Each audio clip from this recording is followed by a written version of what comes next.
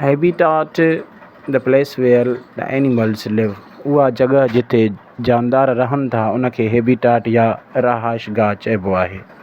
उठ जेको आहे उहो रेगिस्तानी इलाइक़नि में रहंदो आहे ऐं उठ खे रेगिस्तानी इलाइक़नि जो ॿेड़ो पिणु चयो वेंदो आहे। उठ खे अखियुनि जे मथां तमामु वॾियूं पिंबड़ियूं हूंदियूं आहिनि जेके उनखे वारीअ खां बचाईंदियूं आहिनि।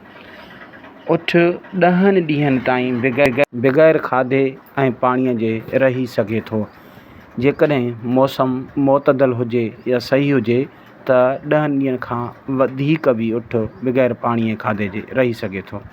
उठ पंहिंजो खाधो जमो कंदो आहे कुंभट में, पर उहो सणभ जी सूरत में जमो कंदो आहे, लिपिड जी सूरत में, ऐं उनखे वरी तब्दील करे खाधे जी सूरत में इस्तेमालु कंदो आहे। दुनिया में वॾे में वॾो पखी उठ पखी आहे जेको सभिनी पखियुनि खां वॾो आहे ऐं ख़ासियतुनि में उठ वांगुरु आहे, शिकिल में बि। उठ पखी पिणु रेगिस्तानी इलाइक़नि में रहंदो आहे ऐं उन जूं ख़ासियतूं उठ वांगुरु थियनि थियूं। रेगिस्तानी इलाइक़नि में मेण पननि ते पाणीअ जी लास खां बचाए थी। कैमोफ्लेज मतिलबु जानदार पंहिंजी शकिल माहौल जे मुताबिक़ तब्दील कंदो रहे थो। जीअं सांडरो जंहिं बि जॻह तां गुज़रंदो त सांडरे जो चमड़ीअ जो रंग उन जॻह जहिड़ो थी वेंदो। जीअं तोतो उहो साए रंग जो आहे त उहो पननि में लिकी वेंदो आहे।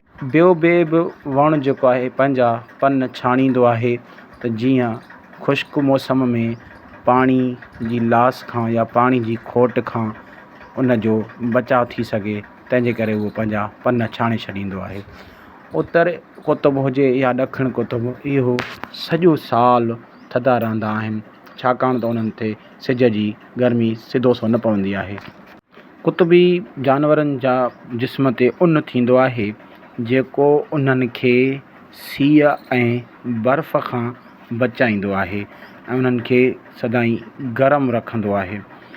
मच्छी कलियुनि जे ज़रिए साहु खणंदी आहे, याने उहा फिफड़नि जे ज़रिए साहु न खणंदी आहे, उन में जेके कलियूं हूंदियूं आहिनि उन्हनि जे ज़रिए साहु खणंदी आहे। ऐं मच्छी जेका साहु खणंदी आहे उहा हवा वारी ऑक्सीजन न खणंदी आहे, पर जेका पाणीअ में आहे न H2O उन पाणीअ में हल थियल ऑक्सीजन खणंदी आहे, हवा वारी न खणंदी आहे। मच्छीअ जूं खंभड़ाटियूं उनखे चुरपुर करणु ऐं उनखे पाणीअ में फिरणु ऐं उनखे पाणीअ में मुतवाज़िन रखण में मदद कंदियूं आहिनि, जंहिंजे करे उहा उन में पाणीअ में टिकाउ करे सघंदी आहे। आबी पखियुनि खे पर उन्हनि जा ॻंढियल हूंदा आहिनि छाकाणि त उहे उन्हनि खे तरण में आसानी मुहैया करनि था ऐं आसानी सां उहे तरी सघनि था।